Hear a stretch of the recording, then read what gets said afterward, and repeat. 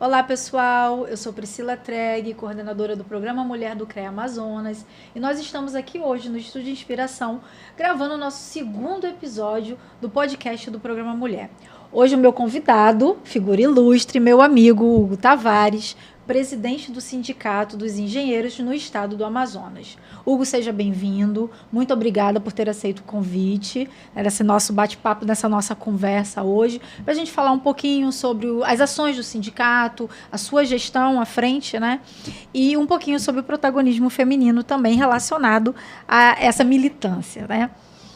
Primeiramente, agradeço a Priscila e ao CREA, em nome da presidente Alzira Miranda, pelo honroso convite. Para nós do SENGE, ficamos realmente muito lisonjeados e agradecidos por nos dar espaço aqui nesse programa que tem ampla visibilidade e importância, sobretudo no contexto do protagonismo feminino, tanto que o nome do programa é o Programa Mulher. Com certeza. Então, obrigado, Priscila, por isso. Hugo, vamos começar falando um pouquinho sobre a sua trajetória, como é que foi a sua carreira engenheiro, até chegar nesse momento agora, né, desse movimento sindical onde você se encontra. Conta pra gente um pouquinho sobre isso. Vou tentar ser breve. A engenharia entrou muito cedo na minha vida, porque eu nasci num berço de engenheiro, né? Meu pai é um grande engenheiro, tem muito trabalho que realizou aqui tanto na capital quanto no interior, é uma figura bem conhecida, que é o engenheiro Rubem Carlos. Então, desde cedo, eu já andava com ele nos canteiros de obras, boa parte dessas fábricas do Distrito Industrial. Ele trabalhou na parte de terraplenagem, pavimentação, urbanização, os bairros, né, Nova Cidade, os conjuntos habitacionais. Então, tudo isso eu já caminhava com ele, criança, né, ali acompanhando, e a gente vai, aos poucos, tomando gosto. Então, se pegar o álbum de fotos lá da minha casa, da minha infância, tem muita foto em cima de trator, de patrol, de pá carregadeira. Então, tem todas essas coisas, né? E daí, quando foi chegada a hora de eu prestar o vestibular, naturalmente eu acabei me inscrevendo para concorrer ao curso de Engenharia Civil e tive a grata satisfação e felicidade de ser aprovado. Cursei na UFAM, na Faculdade de Tecnologia, ali logo no início dos anos 2000, entre 2001 e 2006, né, que eu colei grau em 2006. E aí, após isso, ingressei no mercado de trabalho, tive um tempo também como empresário e, posteriormente, acabei ingressando na carreira de servidor público. Hoje eu ocupo o cargo de auditor de controle externo do Tribunal de Contas do Estado. E essa aproximação e essa chegada no SENGE, como é que foi isso? O SENGE, curiosamente, eu não tenho assim, uma trajetória de base de militância sindical, né? No período que eu passei pela universidade, não houve essa questão de centro acadêmico, de movimento estudantil, que tradicionalmente até houve na UFAM, mas em outros espaços, ali no ICHL, no Minicampus. Não sei se você estudaste na UFAM. Fiz o doutorado lá. Doutorado.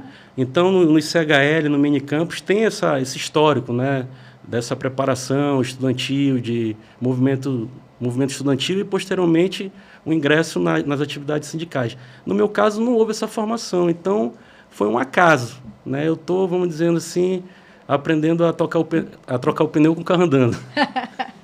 Né? Hugo, você assumiu a presidência esse ano, né? As eleições foram ano passado, é uma gestão ainda muito recente, mas como que está assim, esse início de gestão, o posicionamento do SENGE com relação ao mercado, para o engenheiro, como é que isso está agora para você? O mercado ele está sempre em constante transformação, né? Para a engenharia, muitos impactos ocorreram, né? Teve a questão da pandemia, tem essa questão sazonal da construção civil. Quando a construção civil está aquecida, naturalmente gera muito mais emprego e renda, o PIB do país cresce, o Brasil que já teve o 6º maior PIB do mundo. Então, a engenharia está diretamente ligada a isso, a parte de desenvolvimento, o desenvolvimento sustentável, tem os olhos aqui para a Amazônia. Então, o SENGE procura se envolver nessas pautas e nesses fóruns, né, defendendo o engenheiro, defendendo os direitos, as garantias. E uma das nossas lutas é o cumprimento do piso salarial, que é uma lei de 1966, que é 4.950-A. Teve também a questão do pronunciamento do STF em 2022, que congelou o piso. Então, essa perda, porque a partir do momento que congela, há uma perda, porque não tem mais ali uma correção anual como era antigamente indexado no salário mínimo.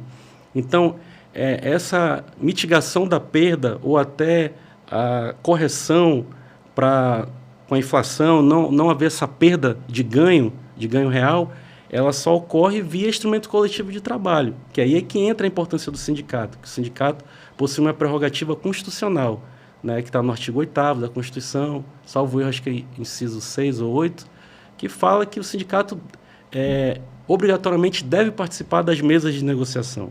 E aí é que entra essa defesa da categoria e a luta, para que o engenheiro esteja sempre representado e defendido.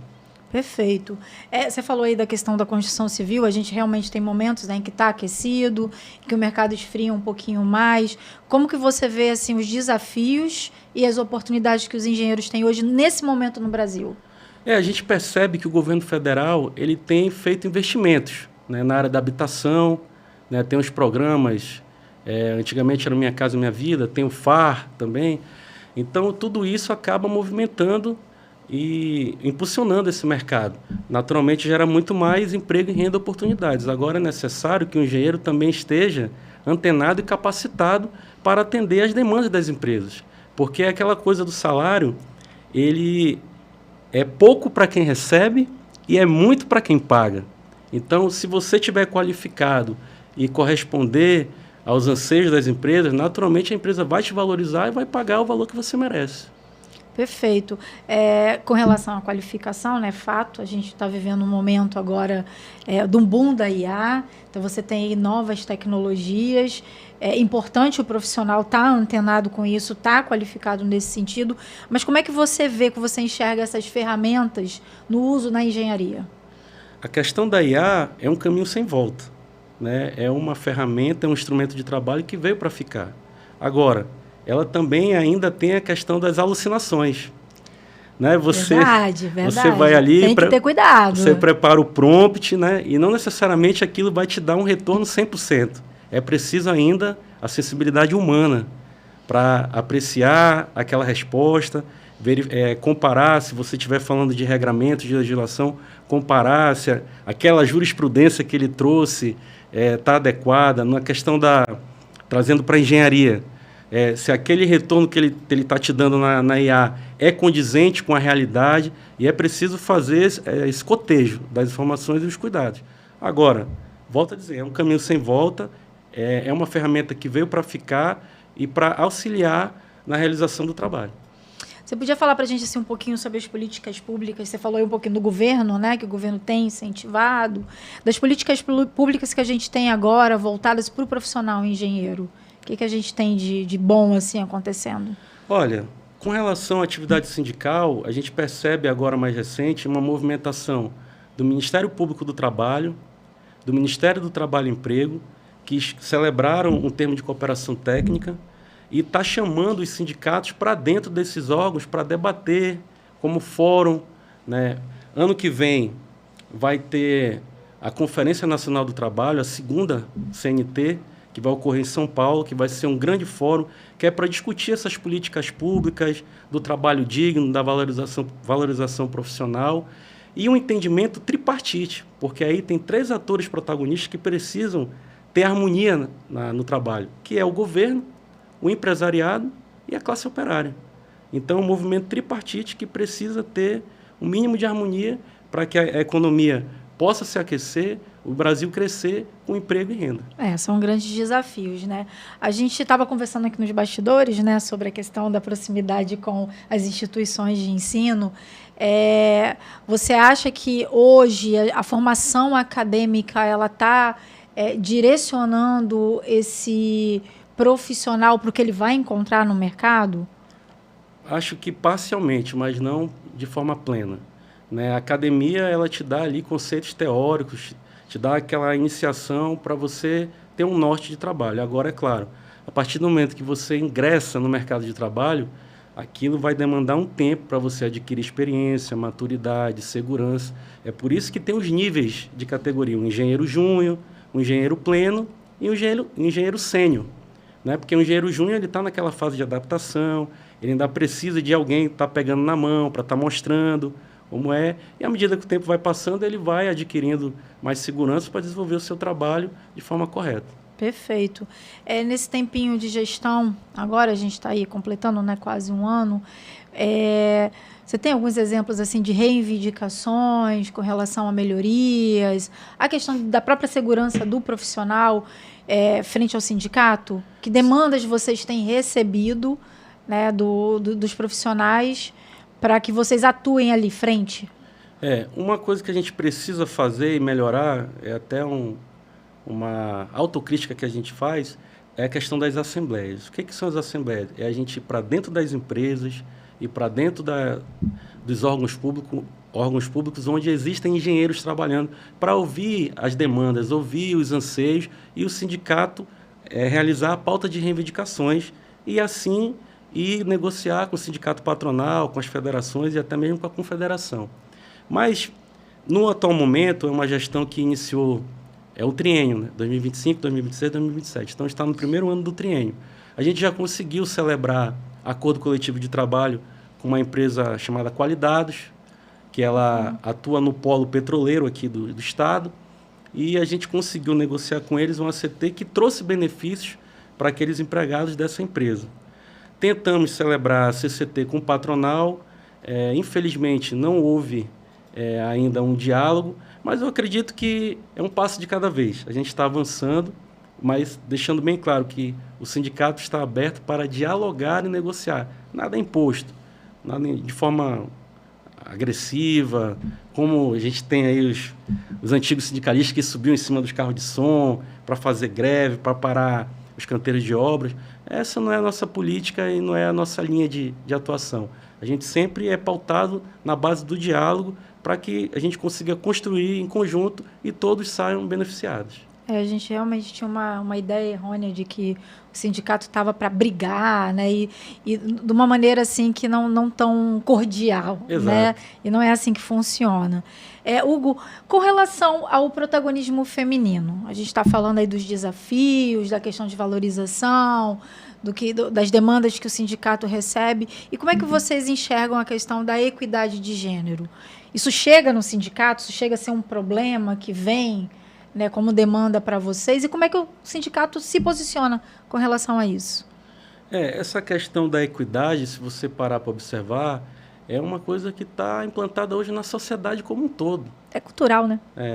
Mas a gente também há de reconhecer que as mulheres elas vêm galgando e ocupando os espaços. É claro, acho que a gente ainda não chegou na paridade, mas já houve avanços, sim. Ninguém vai longe.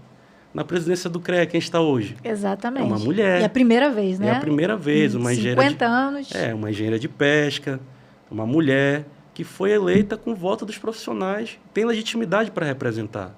Então, a gente já nota que é um avanço. Aqui, esse programa é um programa mulher, que é liderado por uma grande mulher. Então, a gente percebe que está avançando a equidade. E o SENGE também prima por tudo isso. Dentro do nosso sindicato existem grandes mulheres líderes, posso citar aqui a engenheira Sara Lima, que ela vem conduzindo, que a gente também, para quem não sabe, tem o podcast Engenharia em Fatos, que está lá no YouTube, no @SengeAmazonas. Se você não conhece, acesse lá, que a gente sempre está trazendo bons convidados, pessoas notáveis, que têm conteúdo e que possa colaborar com essa questão da capacitação, do aprimoramento. E existem mulheres que participam lá com a gente, têm espaço, exercem as suas lideranças. Sara Lima, Kelly Navegante, a professora Raquel, que não participa do programa, porque tem a questão da agenda, que ela é professora, é muito ocupada, mas faz parte da nossa diretoria e também atua quando tem possibilidade. Participou no início do ano daquele evento que teve aqui no Vasco sobre a COP, acho que era pré-COP. É pré-COP. Ela participou, que ela é uma engenheira ambiental. Então, o SENGE tem espaço e respeita as mulheres, sim, porque a valorização, ela perpassa por isso, também por todos e todas. E vocês têm algum tipo de programa ou de ação específica voltada para essa questão? O SENGE tem pensado em algo que seja específico, elaborado pelo próprio sindicato? Até o momento não, Priscila, porque a gente estava conversando aqui em off, o sindicato vem passando por um período de reestruturação. É um sindicato que tem 40 anos, esse ano completou 40 anos, mas também ficou um bom tempo adormecido.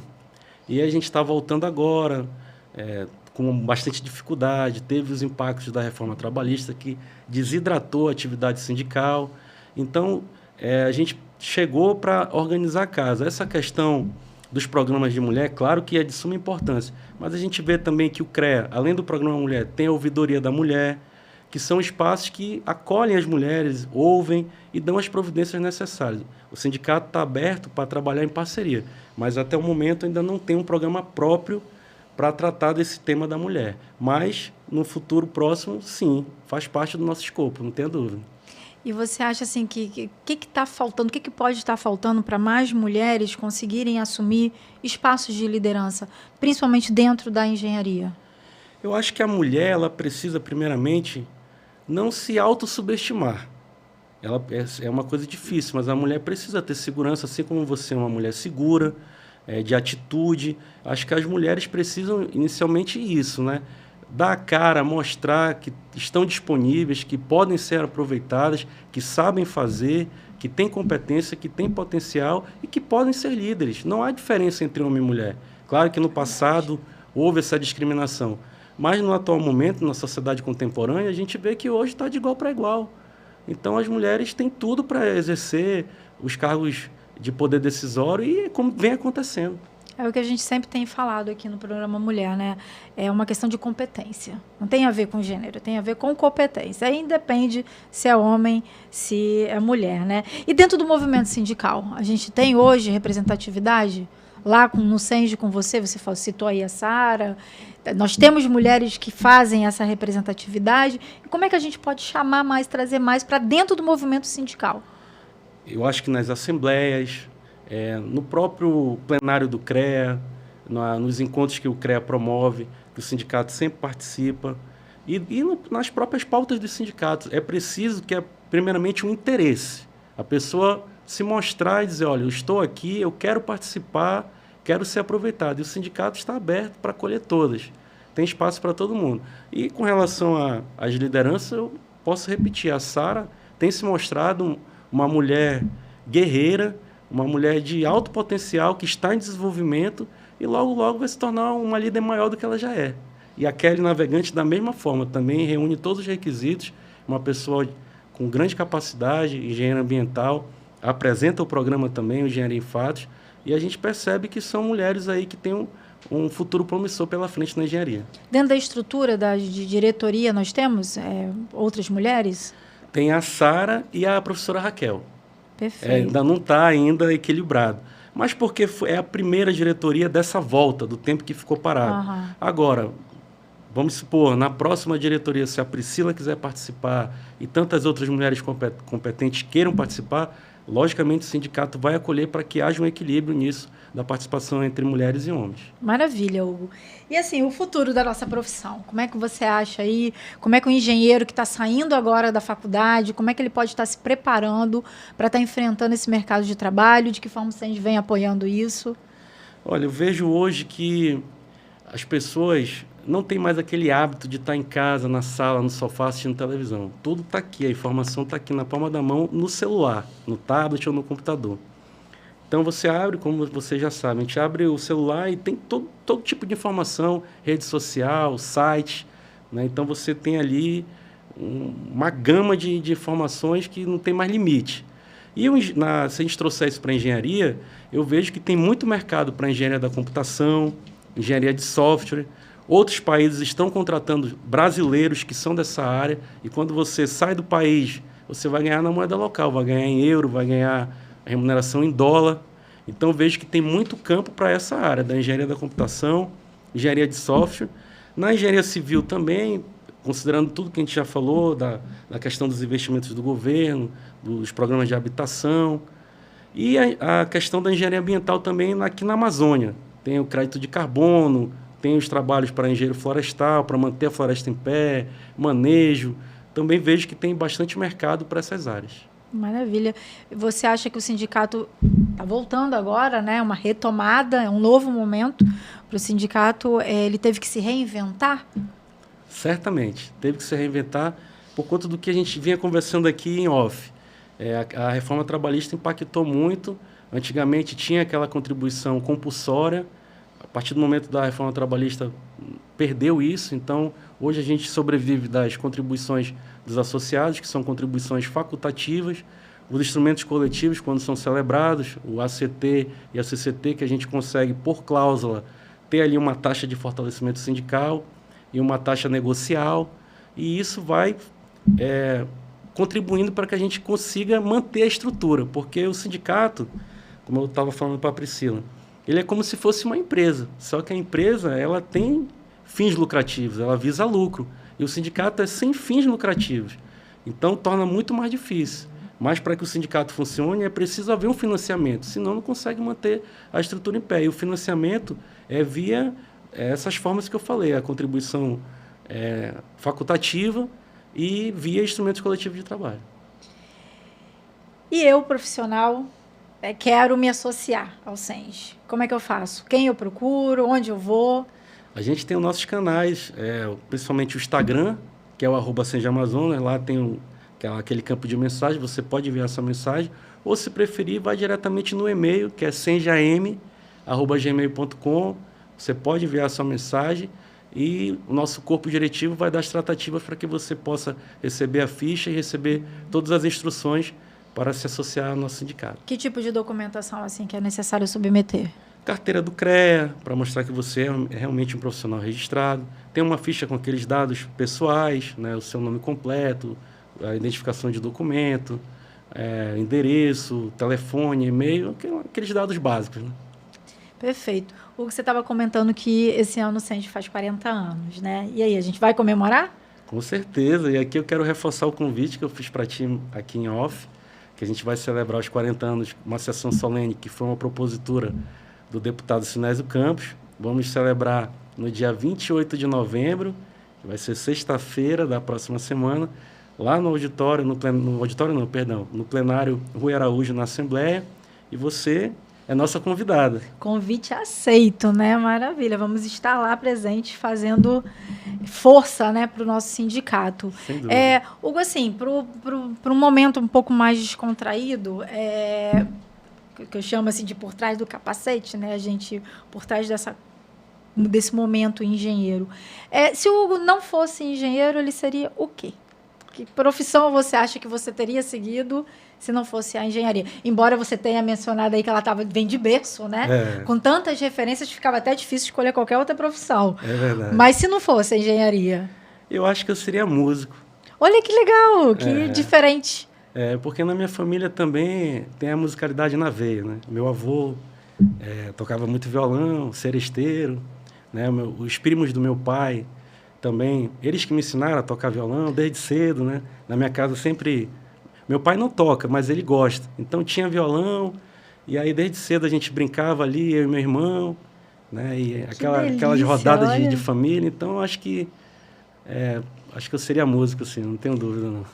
Como é que você acha que está o futuro da engenharia? A engenharia é a mola propulsora do país. Ela está presente em tudo, desde esse microfone, dessa sala que a gente está, na iluminação, tem a presença na iluminação do engenheiro eletricista, aqui na edificação, o engenheiro civil. Então, a engenharia é uma ciência que ela sempre vai estar presente dentro da sociedade, porque a sociedade precisa diretamente da engenharia. Então, o futuro é a engenharia. Então, deixa para a gente assim, uma mensagem para os nossos colegas profissionais, engenheiros e engenheiras, uma mensagenzinha do Hugo, engenheiro, do Hugo, presidente do SENS. Bem, pessoal, eu faço aqui um pedido a todos para que a gente possa fortalecer a nossa categoria. A presidente Alzira vem tentando promover isso, trazendo as entidades de classe para dentro do CREA. As entidades de classe são formadas pelos profissionais. O plenário do CREA é formado pelas entidades de classe e as instituições de ensino. Então, a gente precisa estar de mãos dadas, fortalecidos, trazendo protagonismo para a engenharia, para os engenheiros, mostrando para as empresas, para os órgãos públicos e para a sociedade que a presença do engenheiro é fundamental para proporcionar a segurança e proporcionar a dignidade, valorização e o trabalho bem feito que somente os engenheiros podem fazer em prol da sociedade. Que delícia. Olha, mais uma vez gostaria de agradecer o seu convite aceito, de estar aqui comigo, à frente do nosso segundo episódio. Parabenizá-lo pelo podcast também do SENS, né? Você comanda um podcast lá, Engenharia e Fatos. E deixar também as portas do programa Mulher abertas para o sindicato, para uma parceria, para que a gente possa também ter ações futuras aí em conjunto.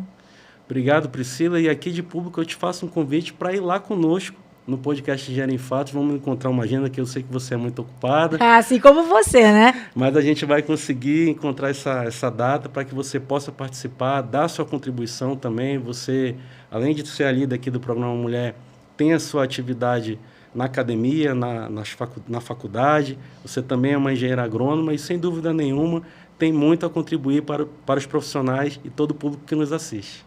Obrigada, Hugo. Muito obrigada, pessoal. Então, a gente encerra aqui mais um episódio. Gostaria de agradecer ao CREA Amazonas, em nome da presidente Alzira Miranda, que nos apoia, né, na produção dos nossos podcasts, ao Estúdio Inovação. Lembrando que nós temos convênio com o estúdio, então os profissionais que tiverem interesse de fazer o uso do espaço, né, o espaço está aberto aqui, um convênio perante ao CREA. Beijo no coração de todos. Valeu!